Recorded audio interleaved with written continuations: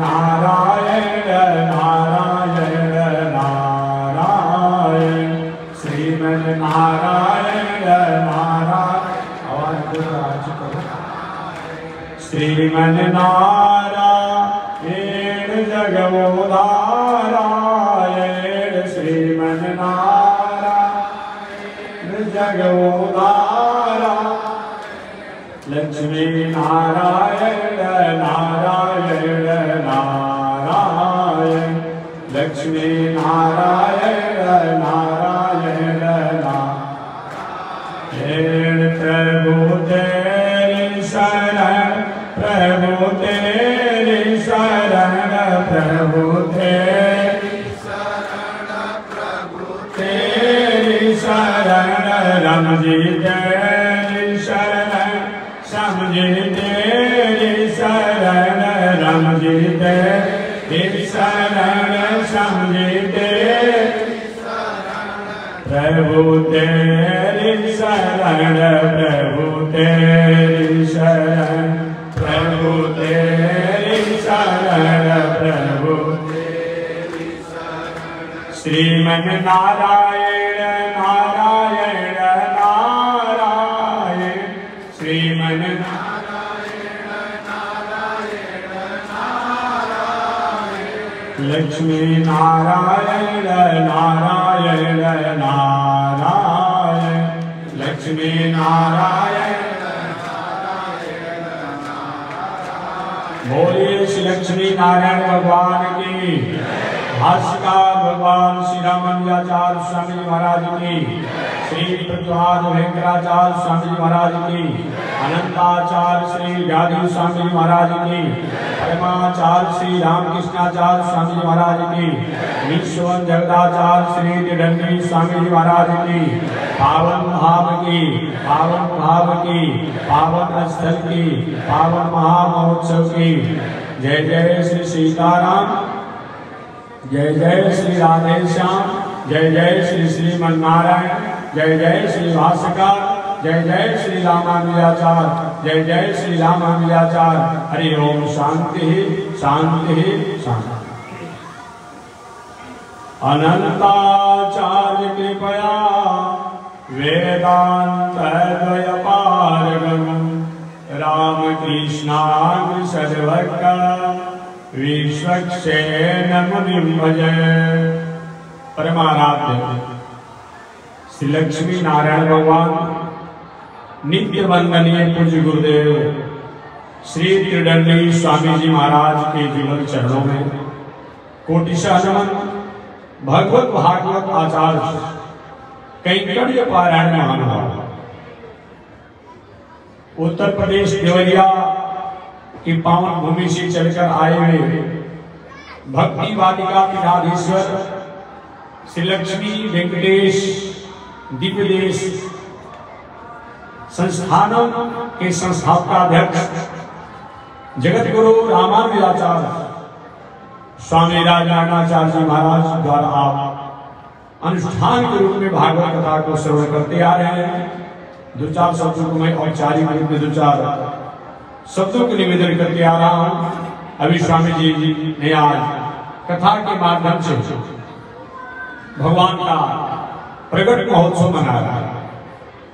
इस पावन स्थल पर ब्रह्मपुर पाणिपुर से चलकर आए हुए जगत गुरु स्वामी हमारे चलकर आए हुए विद्यानाथ स्वामी जी, हरिद्वार से चलकर आए जगत गुरु वैकुंठनाथ स्वामी, काशी से चलकर आए जगत गुरु स्वामी मुक्तिनाथ जी, ब्रह्मपुर से ही चलकर आए जगत गुरु धर्मेंद्र जी महाराज, झारखंड की पावन भूमि से चलकर आए हुए जगत गुरु स्वामी गोविंदाचार्य जी महाराज, गया से चलकर आए हुए जगत गुरु स्वामी राम प्रकाश जी महाराज, कवल छपरा के महंत श्री संजय जी महाराज भी आ गए हैं, कछवा के महंत हमारे श्री वचन जी महाराज आ गए हैं, टणवा के महंत श्याम नारायण भी आ गए हैं और गया से राम प्रकाश स्वामी तो आए ही हुए हैं। साथ ही साथ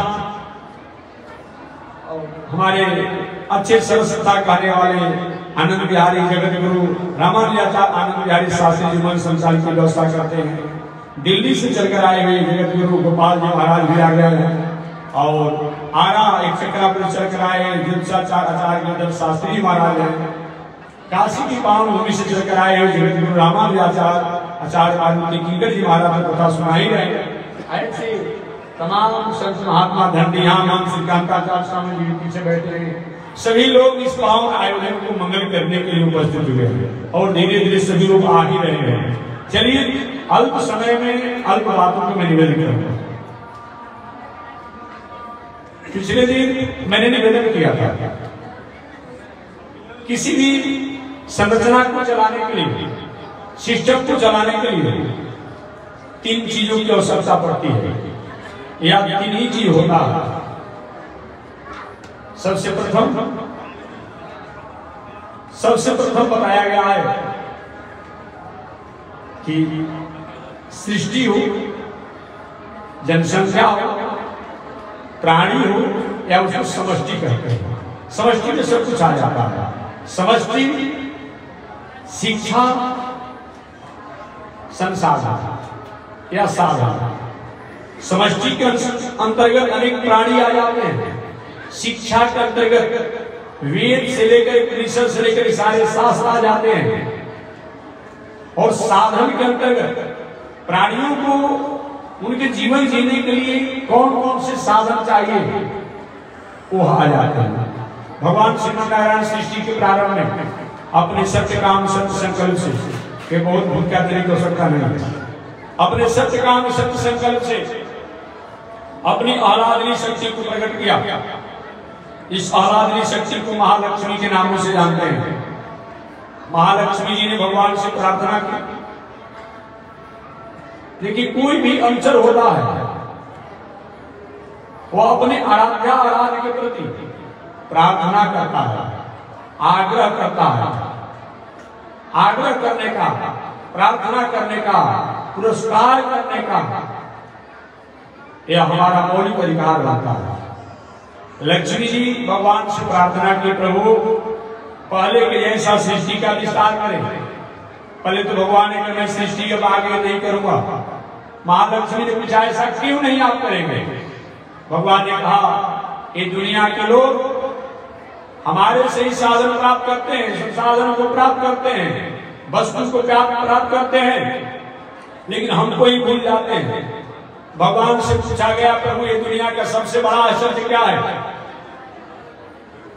सूर्य मंडल पर भारतीय वैज्ञानिकों ने अपना पताका फहरा दिया, अपने उज्जवल प्रतिभा को प्रदर्शन कर दिया। ये बहुत बड़ी उपलब्धता नहीं है। हो सकता है कुछ एक ऐसा समय आएगा तो पूरी दुनिया के नियामक और नियंता जो भगवान वैकुंठनाथ है वहां तक भी पहुंचने के लिए वैज्ञानिक लोग कई प्रयास कर सकते हैं। अभी तो नहीं है, हो सकता है। अरे पहले संत महात्मा अमलात्मा विमलात्मा लोग जाते ही थे भगवान के पास। सनक सनंदन सनातन सरस कुमार ये साधना संपन्न जो है, साधन संपन्न जो है, आके वहां गए, कथा विस्तार से कभी आपने सुना होगा। उसी समय तो भगवान के सेवक देवी जी द्वारा उनके प्रति व्यवहार अच्छा नहीं किया गया। तो हो सकता है किसी काल में कहीं हमारे यशस्वी भारत के वैज्ञानिकों द्वारा जो परमात्मा इस दुनिया का नियामक और नियंता है, आधार और अधेय है, उपाय और उपेय है। एक ईश्वर ही जो होता है, एक परमात्मा ही जो होता है, वो आधार भी होता है, अधेय भी होता है, एक उपाय भी होता है और एक उपेय भी होता है। एक नियामक और नियंता वही होता है। बाकी और दुनिया में लोग जो है, हर कोई उपाय होता है तो उपेय नहीं, कोई आधार होता है तो अधेय नहीं, कोई नियामक होता है तो नियंता नहीं होता है, लेकिन वो सब कुछ है। इसीलिए महर्षि वेदव्यास महाराज अंतिम अपने श्रीमद् भागवत महापुराण ग्रंथों को लिखने के बाद यह तय करना पड़ा कि हे दुनिया में रहने वाले लोग, अब आपको किसी प्रकार के विचार करने की आवश्यकता नहीं है। आलोड सर्वशास्त्राणि विचार कर्तुना पुनः। मैंने सारे शास्त्रों का अवलोकन किया है, बार बार विचार किया है। इदमेकं सुनिष्पन्नम, एकमात्र यही निश्चय हुआ है, निर्णय हुआ है, हे नारायण सदा, गेयो नारायण सदा, प्रेयो नारायण सदा, श्रेयो नारायण सदा। वह नारायण से अलग कोई नहीं है। ये मैं नहीं कहता हूं। आज से 6000 वर्ष पहले इस धराधाम पर महर्षि वेदव्यास महाराज सारे शास्त्रों के अवलोकन करने के बाद, अवलोकन करने के बाद, विचार करने के बाद यह तय किया है, उसी बात को मैं आपको याद दिलाऊंगा। भगवान श्रीमन नारायण श्री महालक्ष्मी ने प्रार्थना की, प्रभु पहले जैसा आप सृष्टि को व्यवस्था कर। भगवान पहले तो नकार गए, नहीं मैं ऐसा नहीं करूंगा। महालक्ष्मी जी ने पूछा ऐसा क्यों नहीं करेंगे? भगवान ने कहा दुनिया के लोग किसी प्रकार के किए हुए पुरुषार्थों को नकारने वाले हैं, नहीं मानने वाले हैं। देखिए सब अच्छा है, लेकिन वह व्यक्ति इस दुनिया का सबसे गलत आदमी है जो कि किसी के किए हुए उपकारों को भूल जाता है। इसलिए हमारे श्री वैष्णवाचार्यों ने जब अपने आत्म तत्वों का प्रबोधन कराया, आत्मा के तत्वों का प्रबोधन कराया, कि शरीर के तत्वों को शरीर का प्रबोधन कराया, तो सबसे पहले कहा हमारे यादव क्षुद्र चलमती सोया प्रसव हो कि तघनो दुर्वाणी समर्पर वसो वंचन पर निशंस पापिष्ठ कथम हमिदो दुख जरदे रपारा दूतीर्ण तव परिचर्यम चरण। हम कौन हैं? किए हुए उपकारों को भूलने वाले हैं। इसलिए भगवान ने कहा मैं नहीं करूंगा, क्योंकि दुनिया के लोग अगर सबसे प्रथम किसी को भूलते हैं तो हम ही भूल जाते हैं। महाभारत में यक्ष और धर्मराज युधिष्ठिर का संवाद हुआ, कथा आप लोग जानते होंगे। यह प्रसंग उस समय का है जिसमें पांडव लोग अज्ञातवास में छूट करके जीवन जीते थे। अचानक एक दिन पांडव लोग एक वृक्ष के नीचे बैठे थे। उसी समय विद्वान ज्ञानी ब्राह्मण रोते बिलखते हुए आए, महाराज मेरे जीवन का कोई मतलब नहीं है। धर्मराज ने कहा क्यों? अरे आप जैसे आप सिस्टम विद्वत जनक नहीं रहेंगे तो संस्कार संस्कृति को कौन प्रकाशित करेगा, प्रभाषित करेगा? ऐसा क्यों आप रो रहे हैं? उन्होंने कहा इसलिए मैं रो रहा हूं कि हमारी दिनचर्या है 24 घंटा में हम आहुति करते हैं, हवन करते हैं। वही आपका राष्ट्र है, वही आपका देश है, वहां के आप रहने वाले हैं। नित्य वैदिक मंत्र से ऋषि होम करते थे, यहाँ व्यास भी वेदांत के सिद्धांत करते थे। रोज जहां पर जब होता था, हवन होता था, स्वाहा और स्वधा होता था घर घर में, उस राष्ट्र और उस देश के रहने वाले हैं। महाराज मेरे जग की अरणी और अरणी के रस्सी को एक मृगा अपने सीखों में फंसा करके मैं वृक्ष पर लटकाया हुआ था, उसको लेकर चला गया। जब मेरे दिनचर्या आगे का नहीं हो पाएगा तो जीवन जीने का क्या मतलब होता है? पांडवों ने कहा कि मैं आपको अरणी और अरणी के रस्सी को लाऊंगा। धर्मराज युधिष्ठिर ने आज्ञा दिया पांडवों को, सबसे पहले नकुल जी में पता लगा करके आता। उसी समय धर्मराज युधिष्ठिर का प्यास लगी है, एक घड़ा भी ले जाओ, उसमें जल गिलाना, कैसे मिलेगा तो और उसका पता निकालना। पता करने के लिए तो निकले, अरणी और अरणी का रस्सी का तो पता नहीं चला, प्यास भी लग गया, भूख भी लग गया। धर्मराज युधिष्ठिर की आज्ञा पर नकुल जी जल ढूंढते हुए सरोवर के पास गए। जब ही जल को घड़े में लेना चाहे, आवाज आया खबरदार, जब तक मेरे प्रश्नों को जवाब नहीं दोगे तब तक तुम्हें जल पीने का और ले जाने का अधिकार नहीं होता है, न क्या तुम्हारी नित्य जैसी स्थिति हो जाएगी, बेहोश हो जाओगे, मूर्छित हो जाओगे, अपने जीवन का समाप्त कर सकते हो। नहीं माने नकुल, जो भी जल भरना चाहे वही सरोवर पर बेहोश होकर मूर्छित होकर गिर गया। कुछ देरों के बाद नहीं आने पर नकुल के सहदेव को भेजा गया। सहदेव भी गए, जो नकुल का हाल हुआ वही सहदेव का हाल हो गया।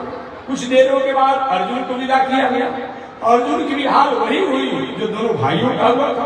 पुनः भीम जी को विदा किया गया, तो भीम की भी हाल वही हुई जो पहले से 3 भाइयों का हुआ था। इस प्रकार 4 भाई सरोवर पर मूर्छित मृत्यु जैसा पड़े हुए। अंत में धर्मराज ऋषि गए, वही सरोवर से आवाज आया, खबरदार तुम कौन हो, अपना पहले परिचय बताओ और मेरे प्रश्नों का जवाब दो, तब तुम जल पी सकते हो, जल ले सकते हो, अन्यथा तुम्हारा भाई का जो गति हुआ है वही तुम्हारा। उसमें धर्मराज उसने कहा आपका परिचय क्या है जो आप बोल रहे हैं? मेरा नाम है यक्ष। यक्ष नाम। महाराज क्या पूछना चाहते हैं? यक्ष ने कहा कि आश्चर्य, इस दुनिया में सबसे बड़ा आश्चर्य क्या है? यक्ष ने धर्मराज ऋषि से पूछा। धर्मराज ऋषि ने कहा इस दुनिया में सबसे बड़ा आश्चर्य है कि जिसके द्वारा, यही मैं कथा कहूंगा, जिसके द्वारा इस दुनिया की वस्तु व्यवस्था, साधन संसाधन सुविधाओं को दिया गया, हम उसके साधन को, संसाधन को, सुविधा को तो मानते हैं, स्वीकार करते हैं, भोग करते हैं, लेकिन उसको नहीं मानते हैं, उसको भूल जाते हैं। यही सबसे बड़ा आश्चर्य है, यही सबसे बड़ा आश्चर्य है। इसके उसी तरह से हम लोग हराम आदमी हैं। जैसे कोई बालक अपने पिता, अपने बाबा द्वारा सारी उनकी प्रॉपर्टी, सारी संपत्ति, सारे साधन संसाधन का भोग तो करता हो, उपयोग तो करता हो, लेकिन कहता है कि मेरा बाबा कोई नहीं होता है, मेरा पिता नहीं होता है, मैं स्वतः अपने आप हुआ हूँ। यही तो हम संसार को होता है। तो सबसे बड़ा आश्चर्य है, ईश्वर द्वारा हम वस्तु को प्राप्त करते हैं, अनेक प्रकार साधन संसाधन को प्राप्त करते हैं, लेकिन ईश्वर को हम भूल जाते हैं। ये सबसे बड़ा आश्चर्य है। इसलिए महालक्ष्मी श्री भगवान ने कहा कि दुनिया के लोग हमें भूल जाते हैं, हमारी स्थिति को भूल जाते हैं, हमारे तत्वों को भूल जाते हैं, हमारे साधन संसाधन को तो स्वीकार करते हैं, लेकिन हम तो भूल जाते हैं। अतः मैं सृष्टि नहीं करना चाहता। लक्ष्मी जी ने कहा प्रभु इस सृष्टि के प्राणी आपके पुत्र हैं, नाती बेटा छोटा अवस्था में हो, अस्मिता में हो, अविवेक में हो, असौहार्द में हो, असहिष्णुता में हो, अमानवता में हो, असमानता में हो, छोटे अवस्था में हो, पिताजी कंधे पर रखे हो, उनके कंधे पर कहीं गंदगी कर दे, लमसमता कर दे, खाना कर दे, तो बाबा क्या करते हैं? कुछ फेंक देते हैं, पटक कर मुआ देते हैं? नहीं, कंधे से उतार कर गंदगी को धो करके बालों को भी साफ सुथरा कर देते हैं। तो प्रभु आप इस दुनिया के माता पिता हैं। अरे हम लोग अपने अपनी माता पिता को मान लें, लेकिन वो माता पिता अगर नहीं संसार में माताओं द्वारा कृपा करें, कितना भी चाहने के बाद हमें संसार में जन्म नहीं लेते हैं। एक और आश्चर्य की बात मैं करूंगा, हमारा भारतीय दर्शन जो है, हमारा वैदिक दर्शन जो है, हमारा सनातन दर्शन जो है, एक ऐसा दर्शन है और दुनिया में दर्शन नहीं है। और दर्शन में कोई माता होता है तो पिता नहीं, कोई पिता होता है तो माता नहीं। और सबसे बड़ा आश्चर्य की बात तो यह है कि और दर्शन में कोई माता होता ही नहीं है, कोई देव हो सकता है, देवी नहीं होता है, लेकिन हमारा यहाँ देवी होता है, देवी भी होती है, याद रखिएगा।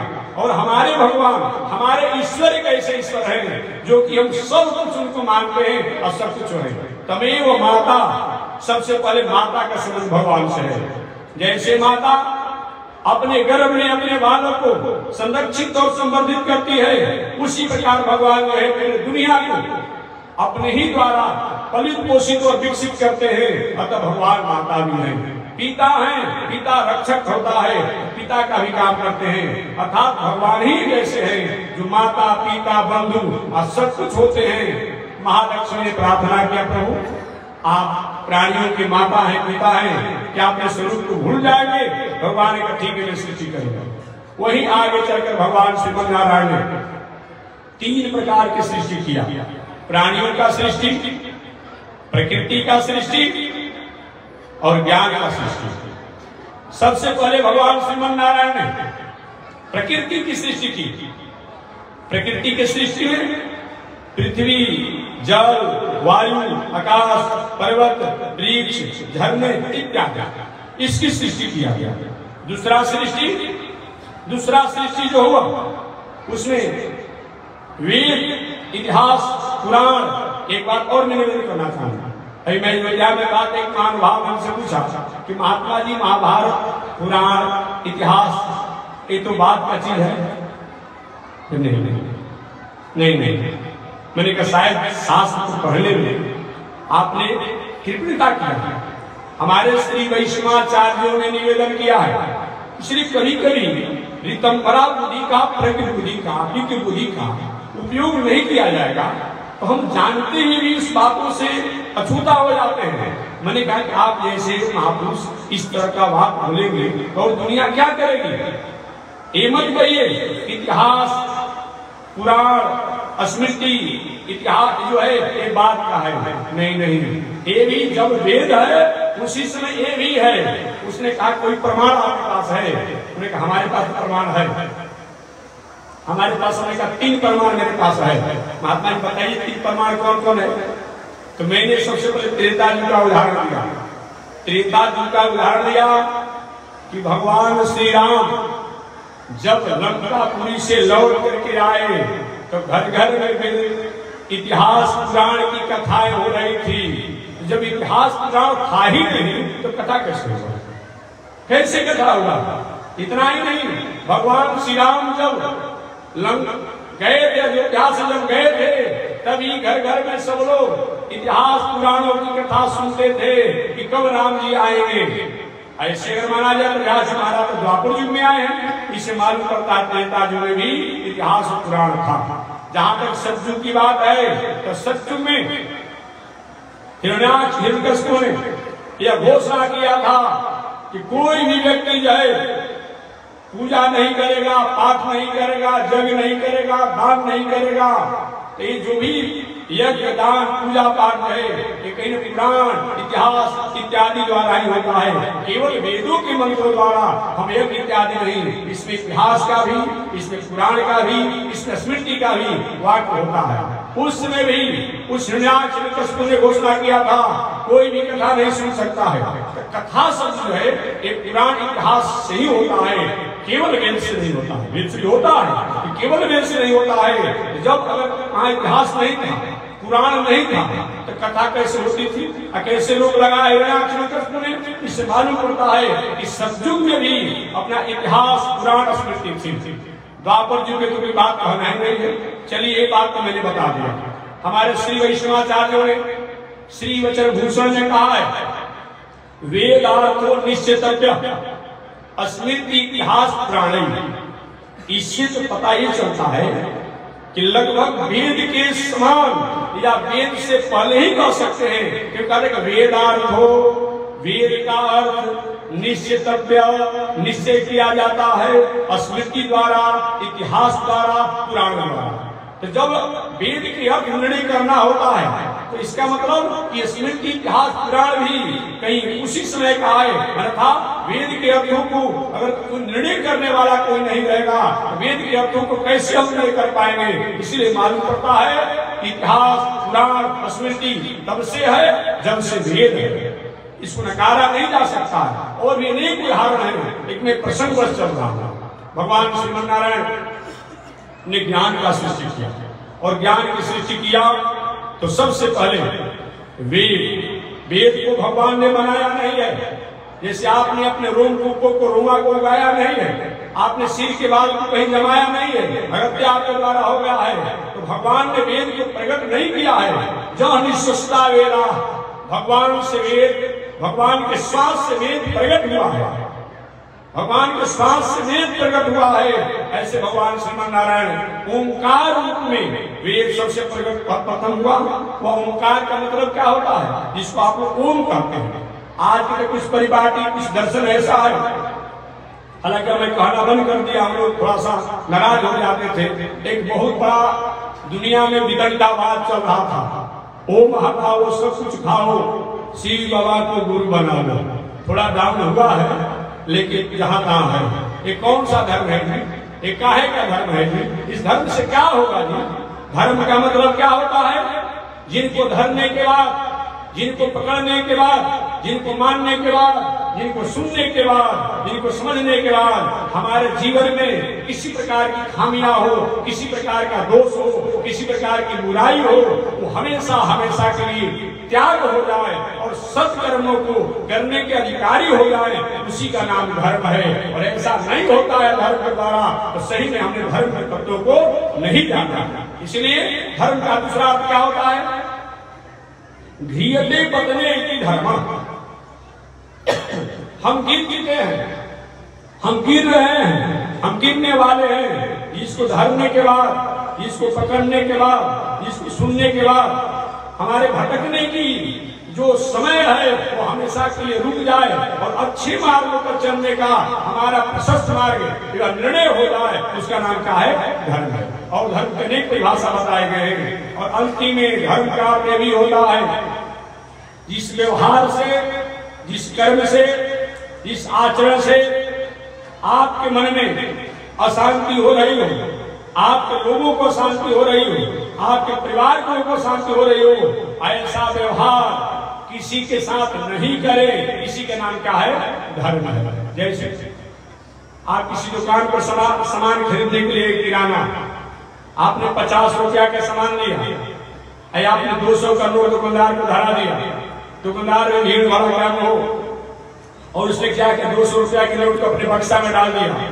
आप सामान लेकर के आए, पूजा देखे तो देखिए तो 50 रुपया के सामान है, और पॉकेट में हाथ डाले तब देखे तो 200 रुपया के नोट है। एक बड़ा बेईमान आदमी है दुकानदार। बताइए, 50 रुपया के सामान दिया, 200 रुपया ले लिया, बहुत बड़ा बेईमान आदमी है। 150 रुपया को हमको चूना लगा दिया। कितना आपको दुख होता है, कितना कष्ट होता है। और वही का कहीं आप दुकान पर गए, आप 200 रुपया के कहीं आपने सामान ले लिया, आपके पॉकेट में 50 का भी नोट है और 200 का भी नोट है, और आपने गलती से 50 का नोट निकाला, दुकानदार के हाथ में धरा दिया। दुकानदार भी भीड़ भड़का में था, उसने क्या किया, उस नोट को डाल दिया, देखा नहीं 50 रुपया है कि 200 रुपया है। और जब ही आप आकर घर अपना लिस्ट देखते हैं, अरे तो 200 रुपया के सामान है, 50 रुपया में दिया है, 150 रुपया तो हमने दुकानदार को चूना लगा दिया। आपको दूसरा को चूना लगाता है, आपको कष्ट होता है, आज दूसरे को चूना मत लगाइए। इसी का नाम तो धर्म है, इसी का नाम धर्म है। जो व्यवहार, जो कर्म, जो आचरण आपके लिए प्रतिकूल हो, आपके लिए निंदनीय हो, आपके लिए कष्टकारक हो, वो दूसरे के साथ भी नहीं होना, इसी का नाम क्या है? धर्म है। अगर हमने कर लिया और आचरण हमारा पूजा हो जाता है, बात हो जाता है, यज्ञ हो जाता है। दूसरा धर्म का मतलब क्या होता है? कोई भी व्यक्ति अब दूसरे की बेटी बहू के प्रति उसकी गलत निगाहें होता है, गलत स्थितियां होती है, और आपकी बेटी बहू के प्रति किसी की गलत निगाहें होती है, आपके मन में कष्ट होता है, मेरी प्रतिष्ठा से प्रमुख व्यक्ति खिलवाड़ कर रहा है, आज दूसरे की प्रतिष्ठा से खिलवाड़ न करे। इसी का नाम क्या है? धर्म है। इसी का नाम धर्म है। आप रास्ते में जा रहे हैं, आपका छोटा नटखट स्वभाव का नाती है, बेटा है, कहीं ठेस लग गया, उंगली कट गया, खून गिर रहा है, आपको कितना बड़ा कष्ट होता है। इन प्राणियों को भी मुड़ी जड़ी ठिकर के पेट में हजम मत करिए। इसी का नाम धर्म है। ये जब तक नहीं हो पाएगा तब तक सब कुछ करने के बाद भी हमने कुछ नहीं किया। इसलिए बुरी आदत सुधार लो, बस हो गया भजन, मन की तरंग मार लो, बस हो गया भजन। इसी का नाम धर्म है। मंदिर में जाना अच्छा है, मंदिर में जाकर घंटी डोलाना भी अच्छा है, हनुमान चालीसा का पाठ करना भी अच्छा है, गंगा स्नान करना भी अच्छा है, इसका विरोध नहीं। जप करना भी अच्छा है, तीर्थ व्रत करना भी अच्छा है, लेकिन जब तक हमारे जीवन की जो भटकाव जो है, जीवन की जो खामियां जो है, जीवन की जो त्रुटियां जो है, जीवन का जो दोष है, इसको जब तक हम त्याग नहीं कर पाते हैं तब तक मेरे जीवन का कोई परिचय और पहचान नहीं हो पाता है। इसी का नाम धर्म है। तो मैं निवेदन करना चाह रहा था, भगवान श्रीमन नारायण के श्वास से ओम प्रकट हुआ, ओंकार प्रकट हुआ। वही ओंकार क्या होता है? ओंकार क्या होता है? आज संसार तो अलग है, ओम हटाओ सब कुछ खाओ, शिव बाबा को गुरु बनाओ, ऐसा कभी मत कीजिए। ये मैं पूछना चाहता हूँ, जिस धर्म को स्वीकार करने के बाद, जिस धर्म को अपने जीवन में उसका अनुयायी बनने के बाद हम हमारे जीवन में गलत कर्म करने का प्रेरणा प्राप्त होता हो, वह धर्म हो सकता है? वो धर्म नहीं हो सकता है, वह धर्माभास हो सकता है। धर्म का मतलब होता है पहले जो भी हुआ है अब आगे नहीं होगा, ऐसा विचार करके जो अच्छे कर्मों पर चलने का प्रेरणा दे, उसी का नाम क्या है? धर्म। भगवान श्रीमन नारायण के श्वास से ओम प्रकट हुआ, इसको ओंकार भी आप कहते हैं। ओम का मतलब क्या होता है? इतना सहज काम है ओम को हटाना। इस ओम में सारी दुनिया की शक्ति है, इस ओम में सारे मंत्रों का बीज है, ताकत है, और उसी ओम को हटाने की बात करते हैं। ओम है क्या चीज? ओम जो है 3 अक्षर से बनता है, और ऊ और म, और प्लस ऊ प्लस म, ओम बनता है। ओम का अर्थ क्या होता है? अकारार्थ विष्णु, और का अर्थ विष्णु होता है। आप पूछेंगे कैसे?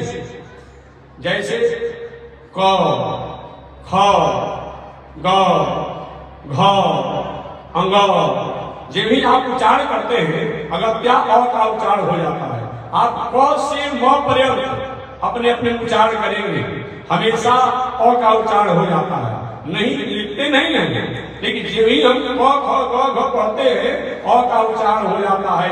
जैसे जिसको आप लोग स्वर और व्यंजन कहते हैं, भावेल और कॉन्सोनेंट कहते हैं। भावेल कॉन्सोनेंट आप लोग पढ़े होंगे, तो पढ़ने वाले आप लोग हैं, पढ़े होंगे। उसमें भी सेमी भावेल होता है। सेमी भावेल कौन कौन है, पढ़े आप लोग? भावेल को आप जानते हैं, लेकिन सेमी भावेल कौन होता है ये भी जानना चाहिए। ए ई आई ओ यू, इसको सेमी भावेल भी कहा जाता है। तो जैसे कंसोनेंट भावेल आप पढ़ते हैं, स्वर और व्यंजन आप पढ़ते हैं, तो क से म पर्यंत जो भी उच्चारण किया जाता है उसमें अ का उच्चारण हो जाता है। आकारार्थ विष्णु, जैसे अ जो है हर कंसोनेंट में उच्चारण हो जाता है, उसी प्रकार विष्णु जो है, परमात्मा जो है, भगवान जो है, ईश्वर जो है, नारायण जो है, पूरी दुनिया में व्यापक और व्यापक है, व्यापक और व्यापक है। इसलिए अ का अर्थ विष्णु होता है, उ का अर्थ लक्ष्मी जी होता है। उकारो नन्यारहम, मीडिएटर का काम करने वाली है। अ प्लस उ प्लस म, अ को म से जोड़ने का काम और म को अ से जोड़ने का काम उ करता है। उ का मतलब होता है लक्ष्मी जी, लक्ष्मी मीडिएटर का काम करती है।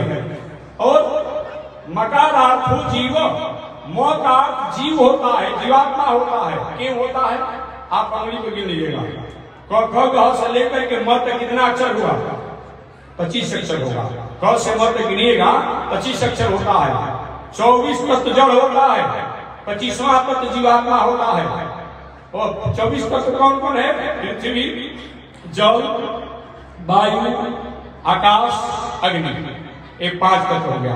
5 कर्मेंद्रिय, हाथ, पैर, लघुशंका मार्ग, पैखाना मार्ग और वाणी, ये कर्मेंद्रिय है।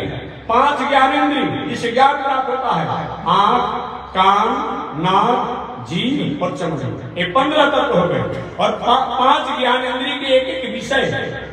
ज्ञानेंद्रिय अलग है और ज्ञानेंद्रिय का विषय अलग है। जैसे किसी व्यक्ति को सुंदर आंख है, एक आंख के दिखने की शक्ति नहीं रहती है, क्योंकि आंख को सुंदर दिखाई नहीं पड़ रहा। कान सुंदर है लेकिन सुनाई नहीं पड़ता है। नाक सुंदर है, सुगंध दुर्गंध का अनुभव नहीं होता है। तो 5 ज्ञानेंद्रियों के एक एक विषय, आंख का विषय है देखना, कान का विषय है सुनना, नाक का विषय है सूंघना, जीभ का विषय है स्वाद का अनुभव करना और चमड़ी का विषय है स्पर्श का अनुभव करना।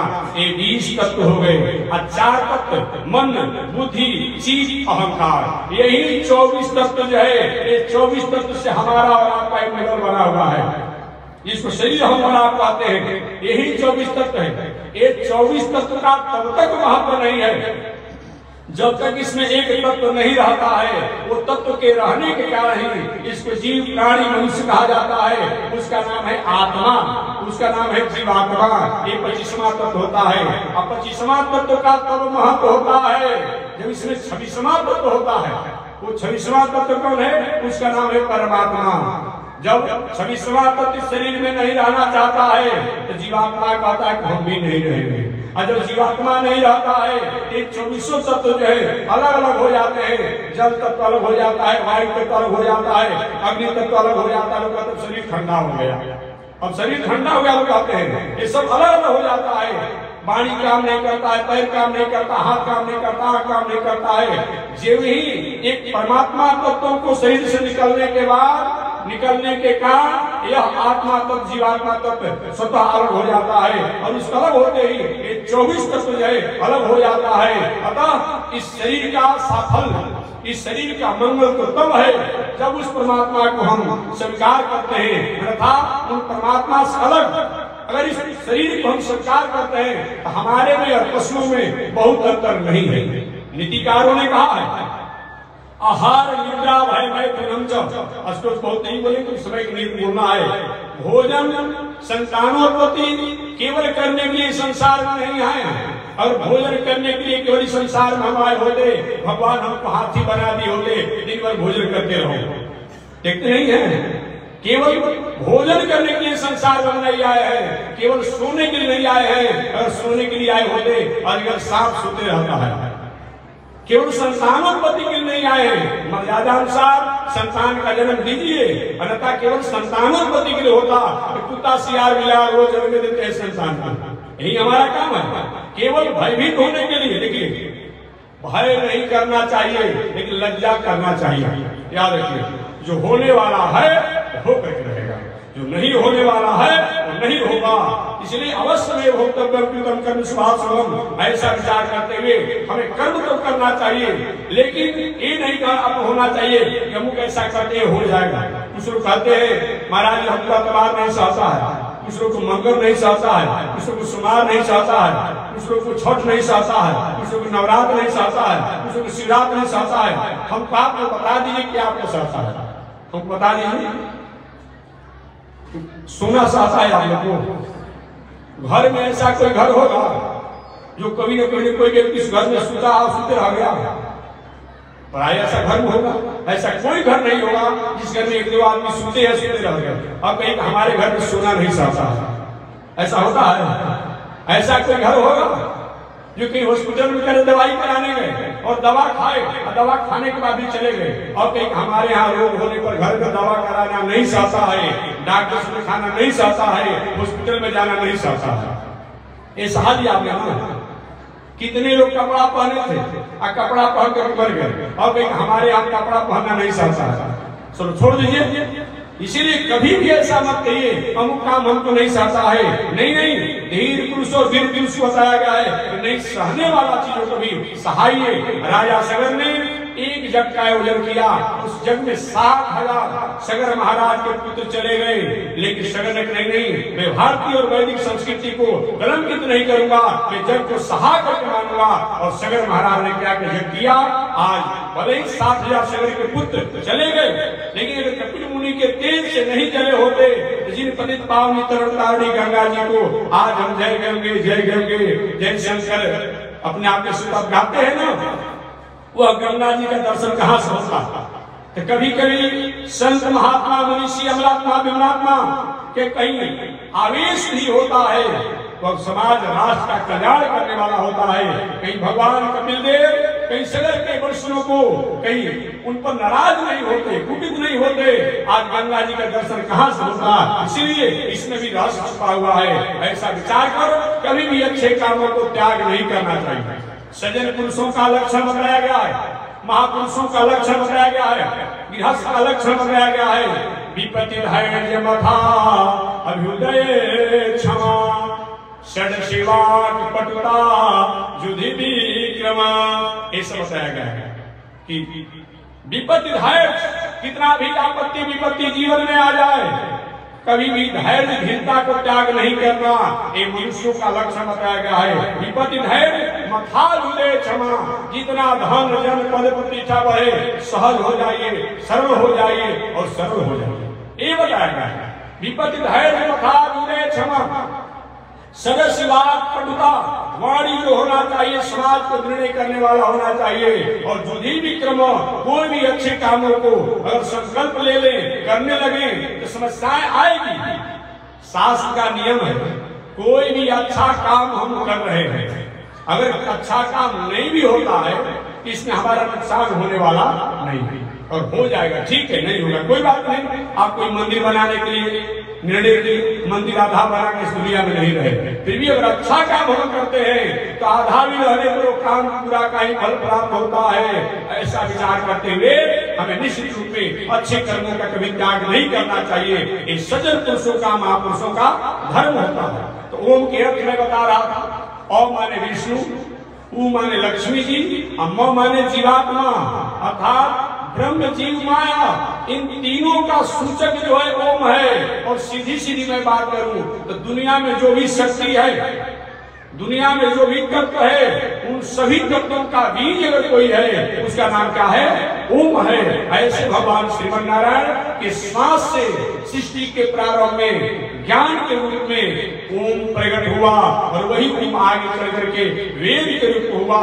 उसी वेद और आगे चल के उसकी व्याख्या पर व्याख्या के रूप में इतिहास हो गया, पुराण हो गया, स्मृति हो गया। तो इसकी चर्चा अगले दिन मैं करूंगा।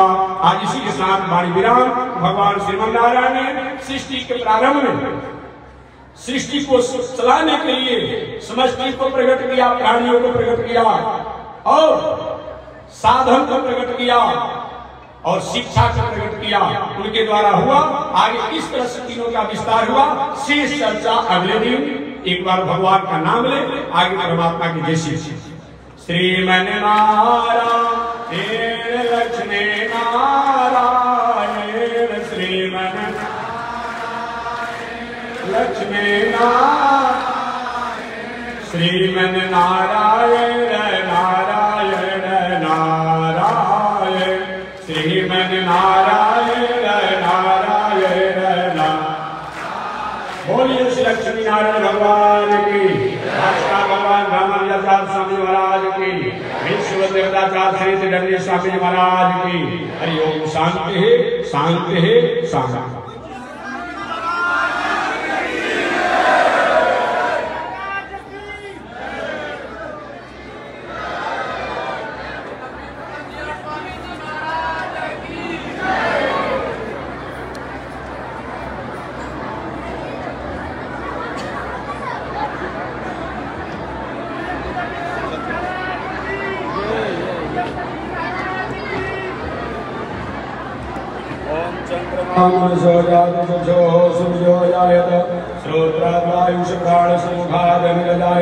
श्रीशुते लक्ष्मी शिवस्यावहोरात्रे पार्श्वे नक्षत्राणि रूपमस्मिनौ व्यातम् विष्णुनिघाणा मुंबईघाण सर्वलोकं वैघाण।